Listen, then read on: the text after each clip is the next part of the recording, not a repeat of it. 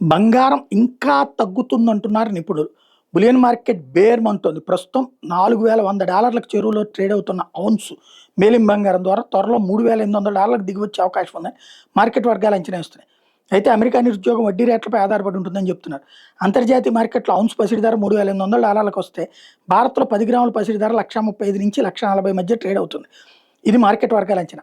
ఈ వార్తలతో ఆగస్టులో డెలివరీ ఇచ్చే 10 గ్రాముల బంగారం బుధవారం ఎంసీఎక్స్లో $1,700 నష్టపోయి 1,40,830కి చేరింది.